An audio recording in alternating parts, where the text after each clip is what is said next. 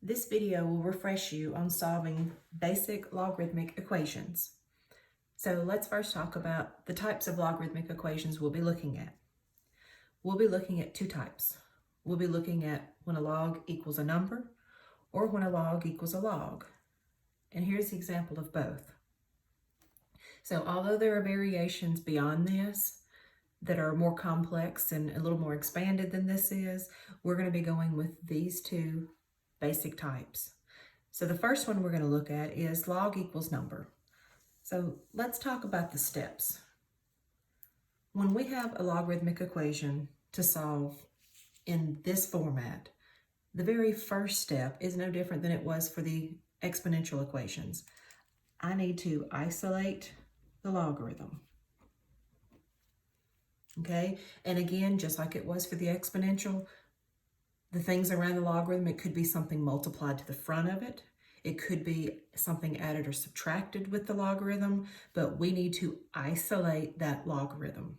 Okay, notice the multiplication in front is extremely important because we need it to be an understood coefficient of 1.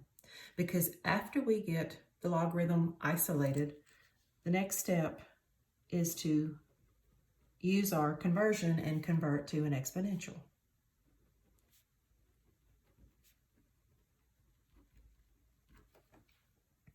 Okay, so as you see with this one here, it's completely isolated. So once we get to this part, then we're ready to take and convert to the exponential. Well, if you'll remember, to convert to an exponential, we take power equals number. So my power needs a base, which is the exact same as the base on the logarithm. And my logarithm is always equal to the exponent. That's the exponent piece on here. And then that way we can set this piece out because this part is extremely important. I can't get to this piece. Okay, this is tied down log of this. So I can't reach in there and solve for x and add or subtract, multiply, divide, anything around until I get it separated away from the logarithm, and the conversion will do that. All right, so after we've done our conversion to our exponential, well, then the next step obviously is to solve. So we have an easy exponent for us to deal with here. And then I'm going to subtract the 1. And then we're going to divide by the 4. And again, 7 doesn't go into 4, so there's my answer. So this is my potential answer that I come up with. And I say potential because step 4, when we go back and check, well, this is an extremely important step because not only can you check to see for correctness, but you also have to check to make sure that it's usable. So there's a word that we use for this that you should have been introduced to. You need to check for extraneous solutions. And you can check for correctness. These are two completely different things. So let's talk about what an extraneous solution is. Okay, so let's go back to your basic logarithm. Anytime you have an equation that you're given that automatically has restrictions on the domain, it has things that I can't do. And if there's a variable in those places that I have restrictions on, then I have the potential to have an extraneous solution come up. So if you'll remember, for logarithm, there were two conditions that we had discussed. My base has to be greater than 0, and what I'm taking the log of has to be greater than 0. So that means if my variable is in either one of these places, I have to make sure that this condition still holds true. Well, I get x equals 7/4. My x is in the location where there's a restriction. So to check for extraneous, then I just need to make sure that when I put that x back into my equation in that piece, that what I get there is greater than 0. Okay, and so 4 times 7/4, that's 7 plus 1, that's 8, and this is greater than 0. So that means this checks for extraneous. That means this is usable. Okay, so when you check for extraneous, you check to see if it's usable. Now, have I solved correctly? Is this the correct solution? That's checking for correctness. And to check for correctness, that's when you put it back into the entire original piece. And you make sure left side equals right side. Okay, so this is checking for extraneous. If I want to check for correctness, this is what I have to do. And so what I see here, if I go through here, just a quick refresher, I don't have a base 2 button on my calculator. So if I were to type in and make this a ratio of logs, 8 goes on top because the base number is on the bottom, and type that in, what you're going to find is I get 3. And so that lets me know this is the correct solution. So you need to make sure you know the difference, okay? When you check for extraneous, you're just making sure you're not violating any restrictions on the original equation. And since my original equation is a logarithm, it has restrictions. So I have to make sure I don't violate those using this x. But if I want to make sure I've solved correctly and I've gotten the correct answer, you've got to completely put it back in and check to see if left side equals right side. Okay, so this last piece is extremely important. Extraneous, you have to do. This is a have to. Correctness, you know, it saves you sometimes. In a previous video, there was a misstep that I had made that we talked about the importance of checking for correctness, but it's not necessarily a have to. Extraneous is. So let's go through some of these and let's do a couple of examples. Okay, so step 1, isolate the logarithm. Well, here's the logarithm. I want to make sure there's nothing added, subtracted, multiplied, or divided with it, and there's not. So I'm ready for step 2, convert to the exponential. So base for the log becomes the base for the power. What I'm equal to is my exponent, and that way I can bring out what's attached to the logarithm. Okay, well now I'm ready to solve. So clean up the exponent. 12 to the first is simply 12. And then you walk through your solving steps. So we're going to subtract 4. And that negative is still stuck on the 2x. Then we're going to divide by -2. And I come out with x equals -4. Okay, potential solution. Let me make sure it's usable. Let me do that because my original is a logarithm, which has restrictions on it. So to check for extraneous, I need to make sure that this piece remains greater than 0 because that's where the x is. So let me put the -4 back in. This is 4 plus 8. So that's 12, which is greater than 0, which means this is usable. If I'm not sure about my solving ability, then I can go through and I can finish and put it completely in and check for correctness. Okay, so this one's a little bit different. Okay, notice when you're looking at the logarithmic equation, I have something added or subtracted, but I also have an x in a different spot. It doesn't matter. That is still a spot that has a restriction. So I still have to check for extraneous. Okay, so here's my logarithm. I need to isolate it. Well, 4 is being added to the logarithm, so let's subtract that off first.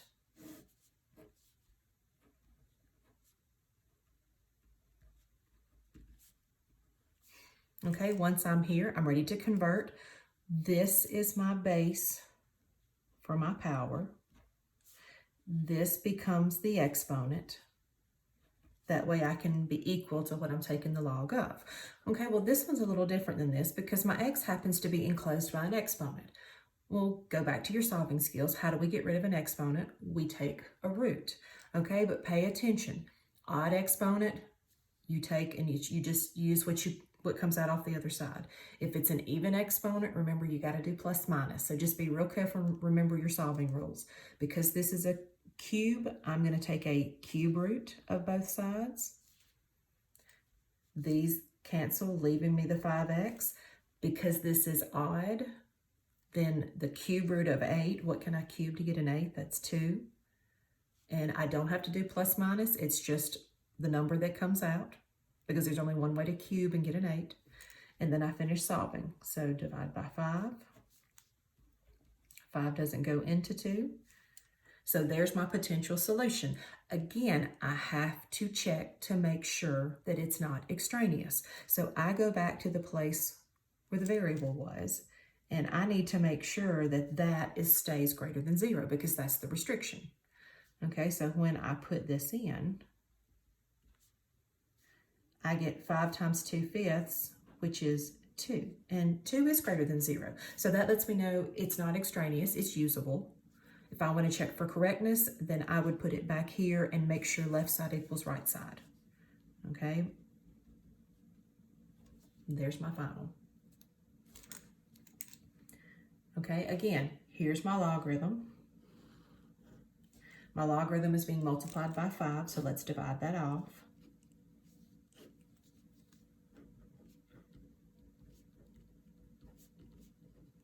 Okay, once I get here, I'm ready to convert. Well, you'll have to remember, because you see ln, that means there's an understood e for the base. So my base on my power is e, the exponent is a 2, and that way I can detach that 3x plus 4 away from the logarithm. Okay, well now I'm ready to solve. Well, but this is a weird number. We talked about in a previous video where to find the E button on your calculator. It's right up above your line. Okay, so if I'm going to do this, then to solve for x, I'm going to subtract 4.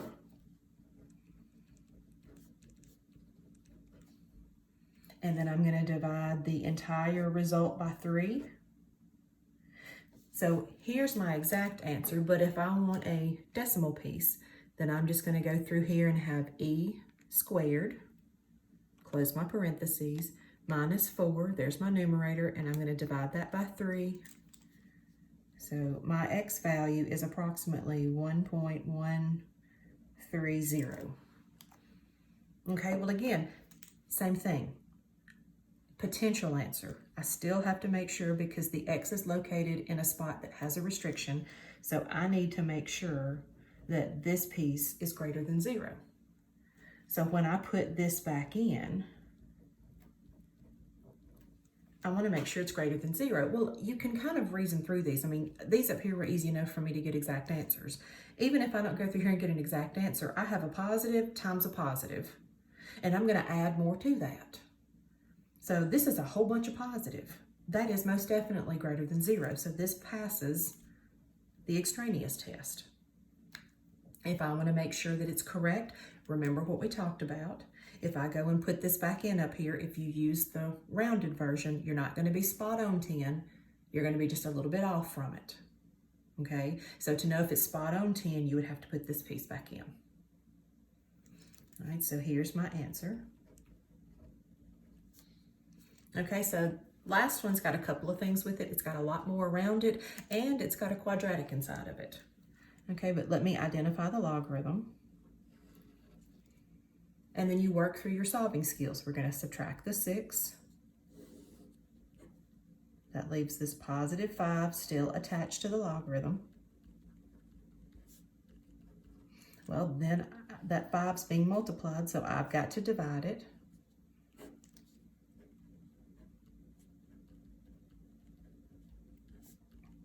Okay, so now I'm ready for step 2. Step 2 was convert to an exponential. Okay, base of 3 raised to an exponent of 2. That way I can be equal to what's inside my logarithm. So now I'm ready to solve. Let's clean up the exponential. This is a 9. Well, because I know this is quadratic, I'm going to shove everything to one side. I don't like negative x squared, so I'm going to add the x squared over and add the 10x over. Put it in the right order. And then from here, what I see is this is an easy factor. What multiplies to give me 9 and adds to give me 10? Well, that's 1 and 9. You're going to set each factor equal to 0. And you're going to solve. So when I subtract the 9 over, and when I subtract the 1 over. Okay, so what happens here? Well, in this case, anytime I get more than one answer, you have to make sure they both work. Because the options you have are both could work, one could work, neither could work. You have to go back and make sure. I've got to check extraneous. So I'm looking at this piece right here to be greater than 0. That's where my variable is. So when I put -9 in here, I've got to square it first, which is positive 81, but then I've got to multiply it by a negative. So that makes this negative 81. But then I've got a negative 10 times a negative 9. So that means I'm going to add 90 to that. Well, that's greater than 0. So this one checks out for extraneous. If I'm not sure if it's correct, then make sure left side equals right side. I'm going to go back and do the same thing for the -1. So -1 squared, that's positive 1, but then I got to multiply it by a negative. Then I've got negative 10 times -1. Well, that's positive 9. That's greater than 0. So that means this checks out and is not extraneous. So both of these are usable solutions. If I'm unsure if they're correct, then put them back in here and completely make sure left side equals right side. Okay, in order to do that, you're gonna have to do your change of base formula if you're using this calculator, because this requires you to do a log base 3 and you don't have base 3, okay? All right, so that's log equals number. So let's move on to log equals log. Well, for log equals log, it's really similar to our exponential piece, okay?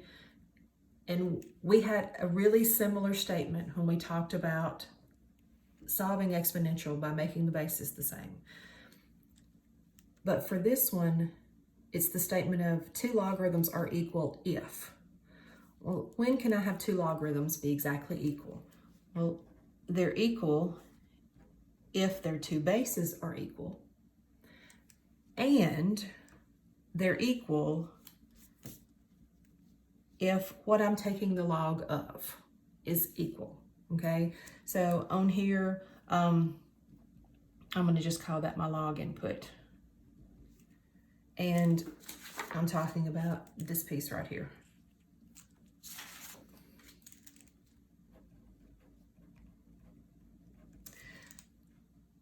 Okay, so how is that helpful for us? Well, this is actually a property, okay? This is actually a logarithm property.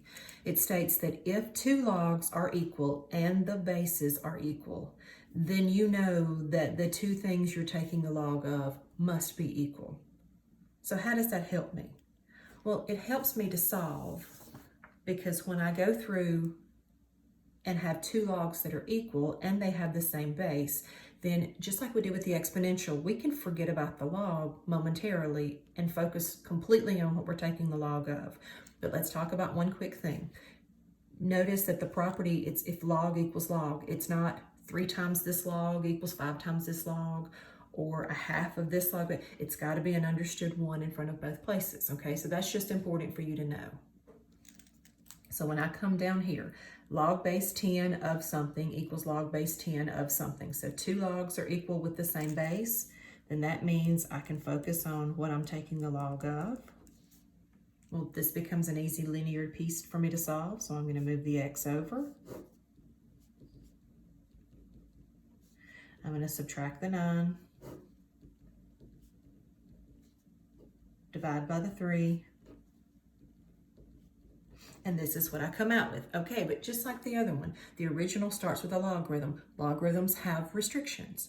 So if your variable is located in a place that has a restriction, and it is, I have to make sure that this x doesn't violate that.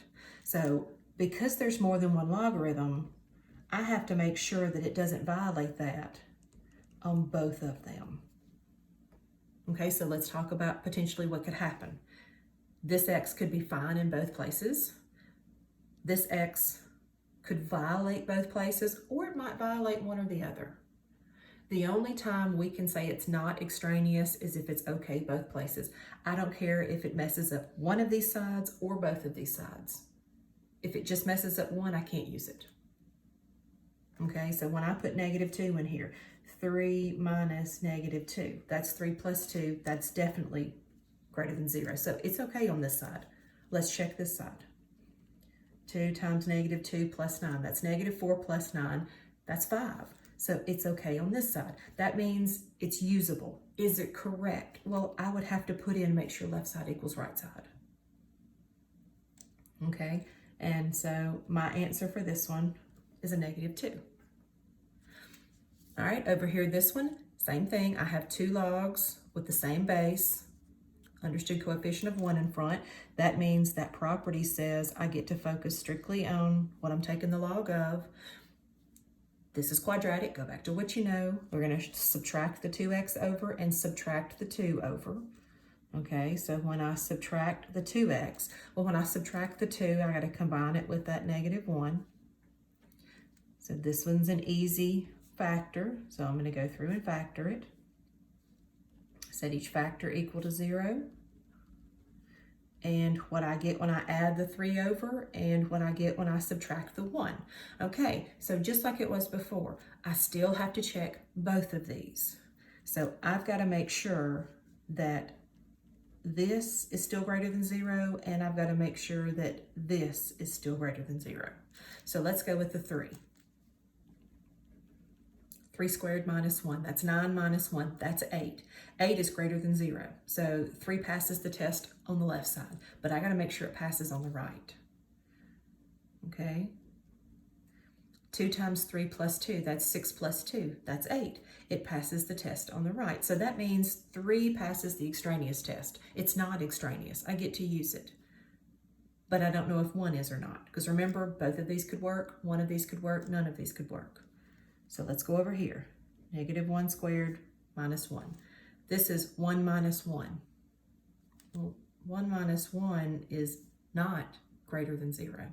So I really don't even care what happens over here. It might mess it up, it might not. But I don't care. It messes up this side. So that means I can't use that one. So the only solution I have that's usable is the 3. Is it correct? Well, you've got to put back in and make sure left equals right. Okay, so last example here. 2 logs equal with the same base. So I get to set their pieces out. Okay, so now I'm going to go through here and we're going to subtract the 3x to this side. We're going to subtract the 1 to this side. When I divide by 2, then my potential answer that I come out with is negative 7. Okay, again, I say potential because the originals it came from has restrictions, so I have to do my check. I got to make sure that variable's in a spot that has to be greater than 0 here, and that variable's in a spot that has to be greater than 0 here. Okay, so let me try this. If I put negative 7 back over here, that is negative 35 plus 1. That's negative 34. That's not greater than 0. That is not greater than 0. I can't use that. I don't care what it does over here. It messed up this side. So that means that's extraneous. Okay? These are solutions. When I talk about them in class, I say in the word extraneous is the word extra. These are extra solutions you come up with that you can't use in the original. That's all they are. Okay, but if this is an extraneous and I have nothing else here, guess what my solution is? There's no way possible to make these 2 logarithms equal, because if I can't use the only solution that could come out from this because it's attached inside a logarithm, then there's no way for this to happen. Okay, so again, what you saw were 2 very basics: log equals number, log equals log. Okay, you can see more expanded pieces where there's multiple logarithms you have to put together. There's properties that go along with logarithms. Those are things that you will see in your college algebra. I was doing this video just to remind you how to solve the basic ones. Okay, your properties of logarithms, again, I said college algebra and calculus. Okay, so if you need a refresher on those, then there are plenty of websites that I could point you to on the internet. But as I have with the rest of the videos, I've got some for you to try. So here's some pieces for you to go through. So if you will take time pause the video. You can work through these 7 examples. And then when you come back from working on these, I'll have the answers for you. Okay, so now that you've come back after you've worked, let's see how you did. So here's the solutions. And even though I didn't show the checking for extraneous because I was trying to get it on one piece of paper, I had to do that for every single one. So everything you see inside of my little solution brackets, those are usable solutions that work, okay? Notice 6 and 7, you have one piece that both solutions were extraneous, which meant you couldn't use anything, and you had another piece that you only could use one part on. And so this gives you a good look at sometimes everything works, sometimes nothing works, sometimes part of it works. You have to check. I hope this has refreshed you on your logarithms.